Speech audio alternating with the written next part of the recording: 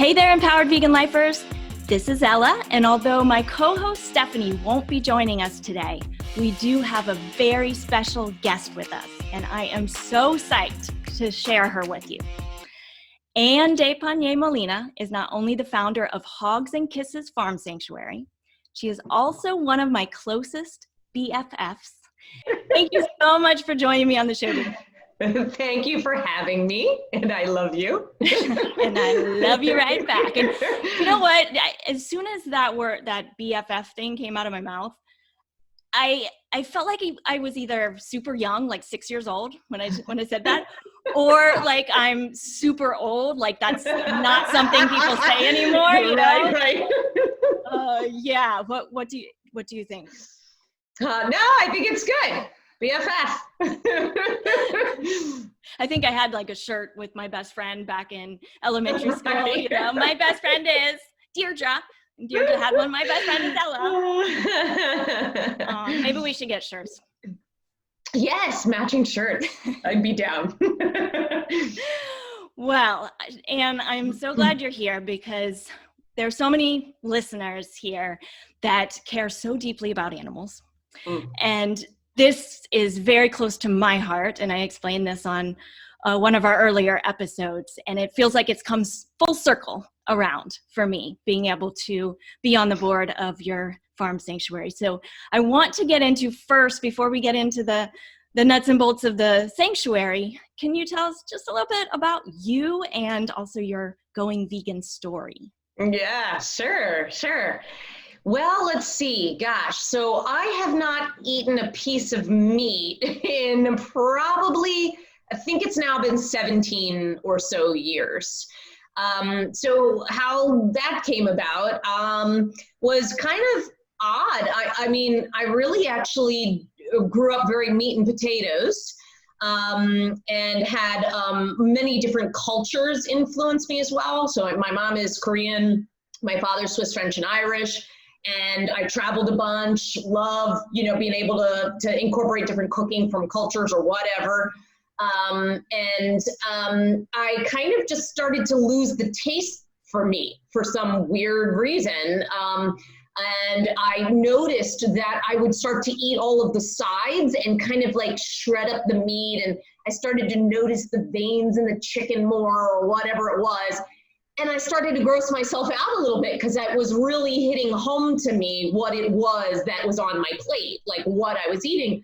And I kind of was like, and I really don't even think it tastes that great. Like, I think that was like where it was. Now, I sat in that space for probably a good 6-7 years of just, gosh, this is really stupid. But because I didn't know any different, right? Or social norms, or you're at the table with other people and you just have a habit of, oh, right, I eat meatloaf, or, oh, right, I have chicken. And, so you just order that, Anyway, and then I had a few more vegetarian friends. I have a cousin who's been a long-term vegetarian, and then other coworkers or whatever. And I would ask them questions and stuff. And I kind of was like, listen, there's a whole world of vegetarians out there. Let me just try it. So I kind of upped and tried it one day.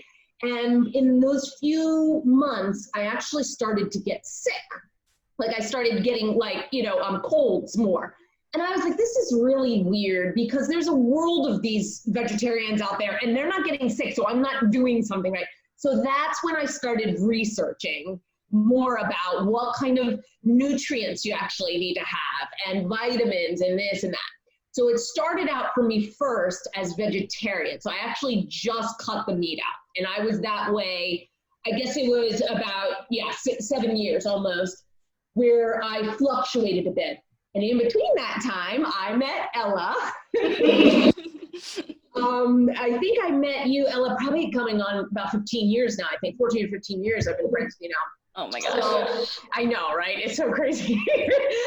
Anyway, so so when I did it, you were vegan, I was like, oh, that's interesting. And I learned more from you about, because I was still doing at that time cheese and milk. So I was more like lacto-ovo. And then I was actually in and out of doing fish towards the end. So from learning more from you, I actually cut out all the dairy, all the meat was gone, but I remember I was doing fish for like that last year. That was like the last thing for me to go. And then at that point I was like, this is really stupid. Like, I'm already vegan, you know, kind of thing. It was just a fish. And I think also learning more and more about at that time. So now that's 10 years ago, about our waters and how the fishing, right, and so forth, like the waters are done, you know, kind of thing. And I was like, oh God, and I'm still eating fish, you know. So anyway, it's just putting it all together. And I had already moved along and progressed at that point. So at that point, 10 years ago, I was like, all right, I'm gonna go vegan. However, I really went plant-based is really what it was, right? That term is used a lot more now, because I realized, you know, I was very much into fashion, and I was buying leather things, or my makeup was still name brand stuff, and maybe even cleaning products or whatever it was, you know. And so I took on, at that time, it was step by step by step by step. It was not overnight, but definitely I was plant-based for a long while. And also around that time too, I incorporated a lot more raw food, and my energy levels, right? Because obviously having you in my life, I was exercising a lot too, right? And learning about that. So my energy levels by eating just green, uncooked stuff.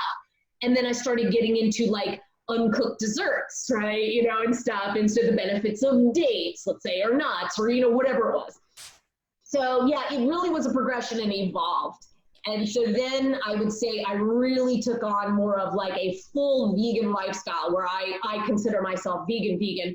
I think that's probably been in the like maybe last 6 years or so. So plant-based was for a while, then bit by bit, I was like, oh, my makeup, oh my gosh, right? And I started researching like feverishly that stuff, then cleaning things, and, you know, like it just cascaded, right? Snowballed from there. I love that. And I love the progression. And it was such a progression. And you are somebody who does things, you know, you learn, you research, and then you implement it. So this followed that same kind of theme here. And I also love the whole plant-based distinction that you make, because you know what, there's people at all different points learning. Everybody's got to take their own path. They got to learn and make the steps in their time as they learn. So, you know, whether that, I remember your closet. Yes. I was always so enamored by your wardrobe, and yes, you had the best wardrobe. I was envious, I have to say. I have hand-me-downs from you. Yeah. Anne and I will meet up, you guys, and I'm like, oh, whoops, this is your skirt. This is your shirt. Yeah, no, I love that, right? Because I have an older brother. I did not have like an older sister or anything like that. So I love the fact that somebody would want to come play in my closet, you know? So much fun. But then, yes, you know, kind of letting go of those animal. Yes. Yeah. Mm-hmm. How hard was that for you?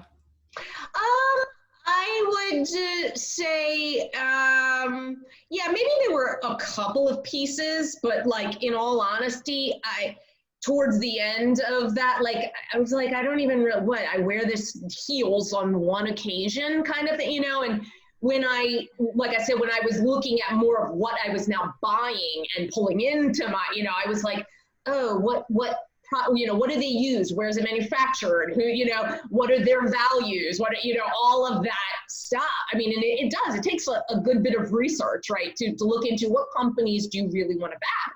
But I really realized that part of when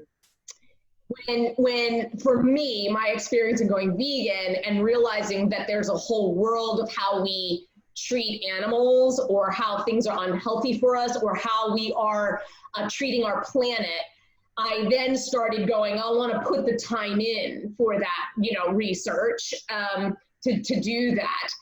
Because I realized that really honestly, my money is going to vote, and that is really going to be what, it may be a slower change, so to speak, over time, but if more and more people vote via what they buy, I really think that's going to be making a bigger and bigger, right, impact. So I did the research, from that.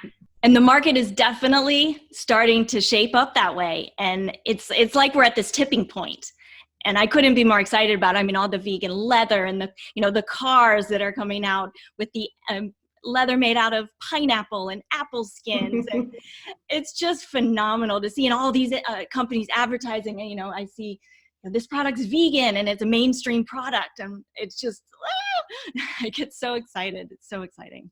Yeah, and I'll just say one more thing on that note too. I'm also excited for that in also the food world, yes, in the product world and in the food world, in that like there's because it made me think of when you said that, I had recently shared with you, my husband loves to go and ski and all this stuff. So I bought all these like sub-zero thermal jackets from Canada that are vegan or whatever, and cruelty free. Anyway, and I was like super psyched because it was like a cool silver and, like it was some fashion to it, right? And anyway, when we go there if we go to Colorado, there's this pizza place. It's the only vegan place there, right? A lot of places have vegan items on the menu, but it is fully vegan and it is the only one there. It's a pizza place. They're called Chianti, and that means plant, I think, in Italian.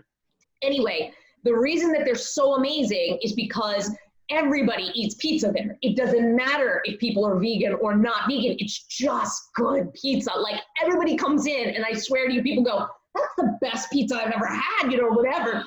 And over and over and over again, it's people who are non-vegans eating it, right? So I'm excited for that also in the food world, right? As opposed to always being like, oh, it's vegan or plant-based. Let's just make good food, out of plants, kind of thing. I like that. Yeah. Love that. All right. So moving forward, let's talk about this micro sanctuary. First of all, can you explain what is a micro farm sanctuary? Yes. So, farm sanctuaries, which I think the first one was from Gene Bauer, right? The Farm Sanctuary, where literally farm animals who normally end up on plates, right? Those kinds of animals, and who we think of, or our overall society thinks of as production. They're like products, right? He created a safe haven for them. And so basically they get to live out their lives running around in the grass or wherever it is, or whatever, or rolling around in the mud, eating what they're supposed to be eating, not feeding them stuff to fatten them up, but actually what biologically and what nature dictates that animal should be eating. And they get the care that they need, or in a lot of cases, they were animals in a very rescued kind of situation. So they come and live there, right? So that's in general like a sanctuary, is for animals to be able to live out their lives in their natural habitat and have it be a safe place where they can get, medical needs and food and all that kind of stuff, and love and care, right? So those tend to be quite large, at least traditionally. They've been hundreds of acres of land, and so thus to be able to support a lot of animals that would need to be rescued or brought in or what have you. It does take a lot of capital to be able to do that. Either you're raising that money or you have it, or a foundation donates, whatever it is, a lot of money, because land, and if you're buying land that's very obscure out in other places, that's fine. It is hard for people to get to. So you do want to have it where maybe it's a little more in touch with people and all of this. So these are kinds of some of the things that farm sanctuaries, right, are thinking of dealing with. So it thus then started a bit of a movement called creating micro sanctuaries. And I believe that term was coined by a group that started a nonprofit called Micro Sanctuary. I think they are microsanctuary.org. And what they were doing was saying, well, geez, let's even try, if people have land or have an affinity for animals and really want to help rescue them, much like people who are cat people. I'm a big cat person, but people who are dog people, they go to shelters, right, and help to rescue them and then place them in homes or what have you. So why not take that concept and now apply it to a sanctuary where it's farm animals? And now you kind of have this micro sanctuary where no number has been distinguished, but it's not in the scale of like the hundreds. So you could literally rescue 5-10 rabbits if you want, and be a rabbit rescue, micro sanctuary. Maybe chickens, in your backyard, that kind of thing. So it doesn't have to be larger animals like horses or cows, let's say, or donkeys. Any kind of, say, farm animal you can have on a micro sanctuary. Got it. Mhm. All right. So how did you then go from, loving animals and knowing about sanctuaries to saying, I'm going to open my own? Yes. So, okay. It started off with the food part of things, right? And then looking at it from the health standpoint, then going, oh gosh, I want to be responsible about the planet and then how we treat animals. Because I realized that, so I saved a couple of cats as well. I'm a big cat lady, so I rescued them. And when I say I saved them, I literally mean like my first cat that I got, I saw him get hit by a car. So I was in the moment in a rescue situation there. Then later, I took in a street cat as his girlfriend. And so that's my Santiago and Sophia. And what I guess I realized is that while not eating them, but by then having pets in my home, I started to develop a relationship with these animals, right? So I started really noticing, like, what is it they need? What do they like? What are their personalities? What is this? What is that? Blah, blah, blah. And I got just such a sense of fulfillment from these animals, right? Like, I mean, I love them as if I birthed them myself, And I know that seems normal when we talk about cats and dogs. So as a vegan, I then started going, gosh, what would it be like to have that kind of relationship with a cow or a pig? Or a horse or a donkey or whatever.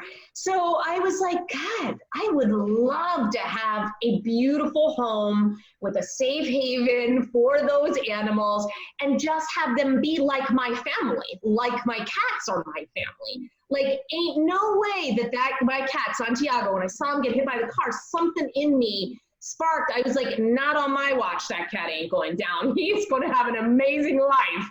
So I, swooped in. So I think it transferred, my love of them, right, transferred to, gosh, I'd love to expand that and now have that relationship with other kinds of animals. Look, I'd love to have that with monkeys too, if I were now, if I were trained for that kind of thing. And maybe, who knows, one day I might have, a wildlife reserve, I don't know.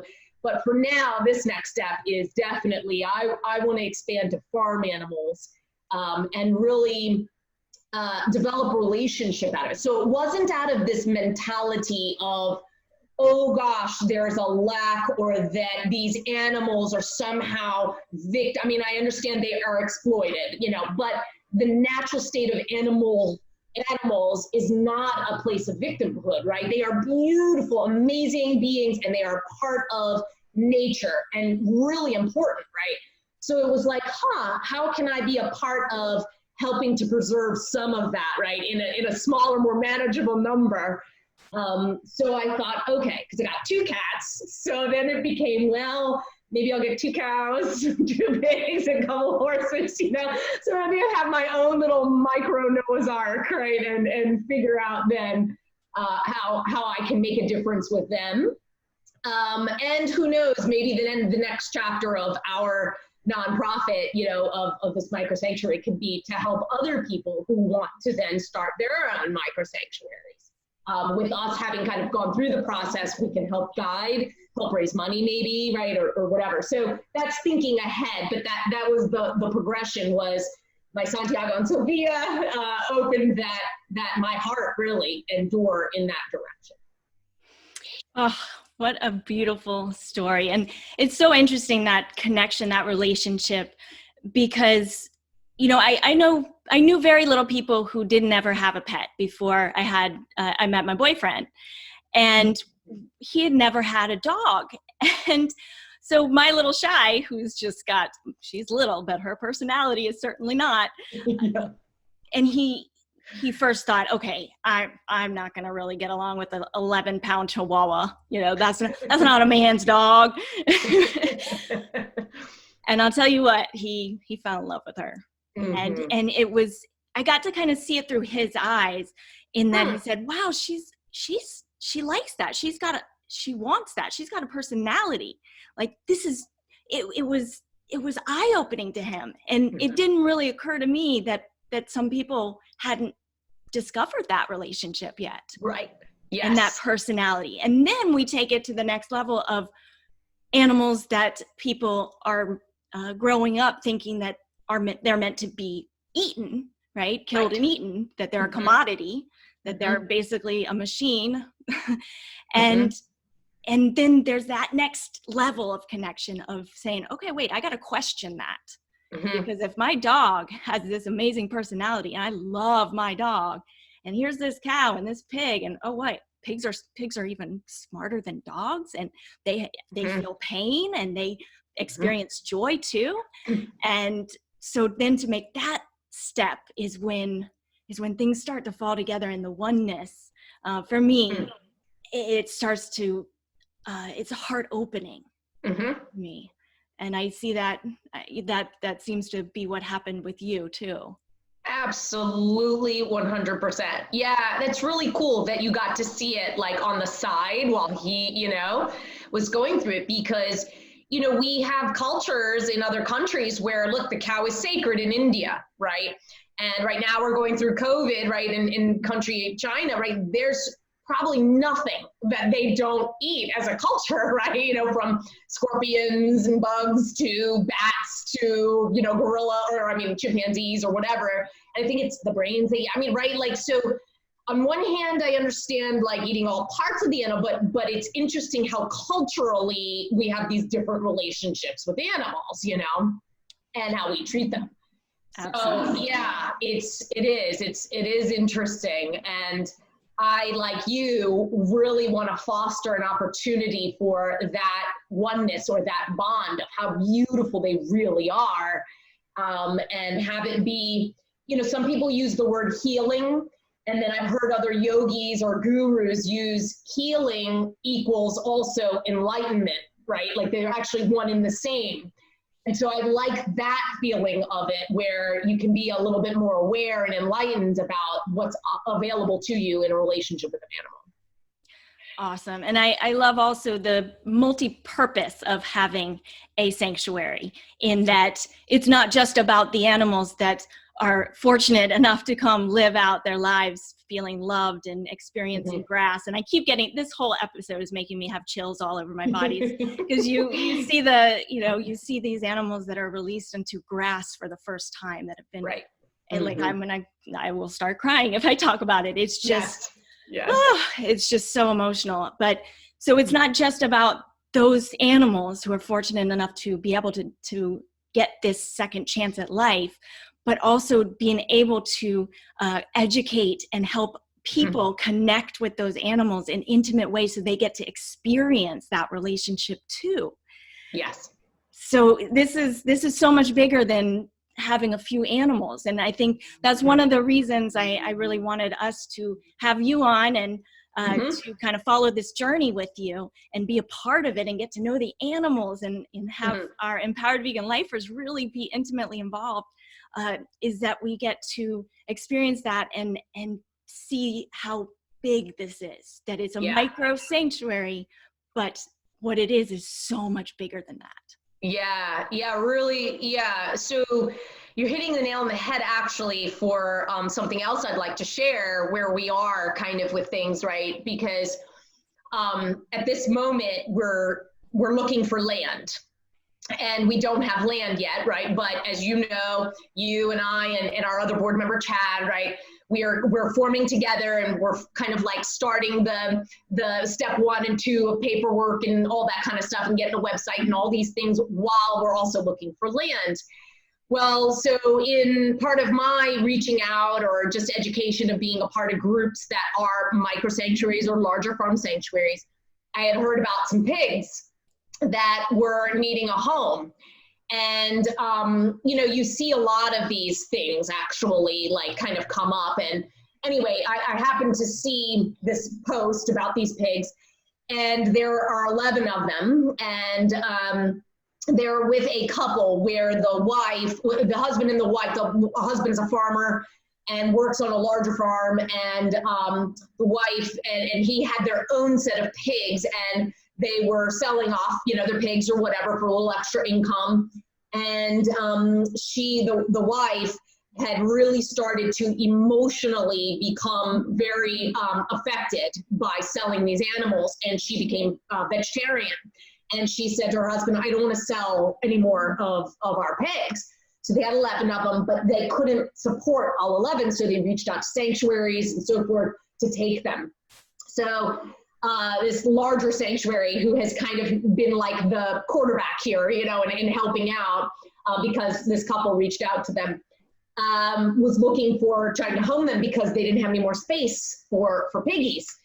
And so I saw the pictures of these pigs and I was like, oh my God, you know, that same feeling I had when I saw my Santiago get hit by the car. I was like, oh my God, these pigs, right? You know, and I started looking at their pictures and their personalities are all being described in this thing. And I was like, oh God, I'm so done for, right? You know, and I'm like, but I don't have any land, and our you know, our sanctuary is not even established yet, and you know, all the stuff, right? And I said, you know what? Let me just sit in possibility for just a second instead of coming up with all of these limitations and reasons why it wouldn't be able to work, right? I said, let me just see where this road can go. So I reached out to the sanctuary and kind of messaged back, and I said, listen, I'd be happy to take these pigs. I said, however, I have no land. I haven't yet set up my 501(c)(3). I'm in the process, you know, and this and that and the other. I said, but I want to help, you know, or something, or maybe take these pigs. I don't know. I'm just letting you know I'm reaching out, right? And they were so thankful and said, wow, okay, great. Well, let's see what is possible here, right? Because I was all like, I don't even know if I can. Maybe I can give you a little money for them, but I don't know what's going on, you know. So they contacted the couple to ask how much it would be per month to kind of, you know, hold on to them and make sure that they could care for them and all this. So we've now made this arrangement where we are helping to provide funds to keep those animals alive. In other words, this larger sanctuary is giving the foods needed and all that. And I think they checked them out, make sure medically they weren't in any, you know, situation. Everybody's fine, you know, all the pigs are good. And so we're right now looking to keep them going. If they can be rehomed to a place that's close by, because our sanctuary will be in Virginia and these pigs are in New York. So if they can be homed somewhere, then great. That would be good to have their travel and transport, you know, less obtrusive. So great, but right now we're in COVID, right? You know, so I know that a lot of sanctuaries are strapped and so forth. So anyway, we said, look, we're not going to abandon these pigs. So let's keep this going. And once we have our land and have shelter and all the stuff fencing and all the proper things in place, we'll transport those piggies. So who knows? We might already have 11 pigs and we don't even have a sanctuary yet. So I share that on the piggybacking of your story about even people's awareness to animals, but then now taking it a little further too, that, okay, say you are aware and you are vegan and you're really into wanting to have your own sanctuary, just try and live in possibility for a moment, right? And explore. Doesn't mean you're committed to anything, right? But just explore what's possible and look at for yourself what, you know, direction you could go in as opposed to looking at all the limitations. Because you never know, it could absolutely lead in a way that is doable, and a solution you never thought of, maybe people come to help with donation, whatever it is, you know, don't cut off all of those possible solutions. I'm so glad you said that, because what we teach in this podcast, as you know, is all about creation and no limitations and the law of attraction. And we get deep into all that, but it is no joke. It is backed in science. This shit works. Yes. Yes. And when you came to me and you showed us the pictures of the piggies, and I'm going to post this in our blog post that's going to go up about this episode and the email that we'll send out. These links will be in the show notes so people can go learn more about what you guys can do to help out. Because we need help. Sexy Fit Vegan, my company, is donating towards helping keep these piggies alive and well until they can have a permanent home. So please reach out if you're wanting to be helpful now. And again, live in that possibility. If this is something that this is exciting you, this is resonating, this is getting you on the edge of your seat. I think exactly what you said, Anne. Live in possibility. I love that. Love that. Absolutely. Awesome. Yes. And I'm going to post the pictures of the pigs. They have names. They have little personalities that they even describe. Oh, I'm in love with these pigs already. Yes. Awesome. So next steps. So I'd like to bring you back regularly. Can you kind of tell us just the state of where you're at now, your current situation, where you're at in terms of, or where we're at in terms of the nonprofit and land and all of that in a nutshell? Yeah, okay, great. So where we're at, so we have a name, right? Hogs Kisses Farm Sanctuary, a little play on hogs and hugs. So we are in the process of finding some land, and then once we do, we're going to have the animals, come in. We'll slowly have them introduced, and we're waiting on our 501(c) designation as well. So we hope to launch as soon as that is given to us by the IRS, and bringing in the animals on and so forth. And we plan to have some people be able to come by. Future vision actually will be that we'll have a bed and breakfast where people can come and stay and actually have a nice way to interact with the animals there and so forth. So I would say in terms of the whole process, we're at the beginning, right, of stages of this, but exciting. And I would say, next few months, we should be able to really launch. Amazing. Yes, we are working hard to make that happen. The COVID definitely. They just delayed us. We'll just say that, but we're getting there. And so we will bring you back on, and as we start to make some other steps and get the land and get things going, and so you guys can start to meet the animals that are going to come on, and so much ahead, so much excitement. And I am so blessed and grateful that you invited me to be a part of it, Anne. Yeah. Are you kidding me? You are definitely the reason I went vegan, period, right? It's like the main influencer in my life. And when I thought about I got to put a board together and all this, I was like, first of all, regardless of the fact that, right, you're one of my besties, right? But I was like, who's going to have the backs of these animals, right? I needed to have people on the board who would be like, Anne, that's not right. You got to do this, or, to really stand for the animals, right? So I was like, oh, it was a no-brainer. I got to have Ella, so this was absolutely a no-brainer, and I'm super honored that you said yes. So. It was not a question at all. You said that, and it was like I said at the beginning, it was full circle for me, because I'm so focused, and I have been since I created Sexy Fit Vegan, to bring veganism into the mainstream. I'm focused on the people, because we got to be vegan for the people in order to be vegan for the animals, because people have to make that connection, go vegan, so that they can save the animals. So I've been focused on the people, and I love people. But my base for everything that I do is saving the animals. And it has been since I was 7 years old and learned what was on my plate. So with that being said, something that's, a little void in my heart is not being around those animals more often. I visit sanctuaries as often as I can, but it's not a regular part of my schedule. So you said this, and it was like, the heavens opened up. It was like, oh, this is it. And it's one of those things, the possibilities. I've been just open to receiving something happening like this. And there it was, just handed to me on a silver platter by you. And Awesome. Yeah, right? The planets aligned, for sure. Absolutely. Okay, and before we go, we're going to do what we're going to call a sprint round with our guests. And I call it sprint. I was trying to, lightning round, but sprint is so fitness oriented. So that's why I chose sprint.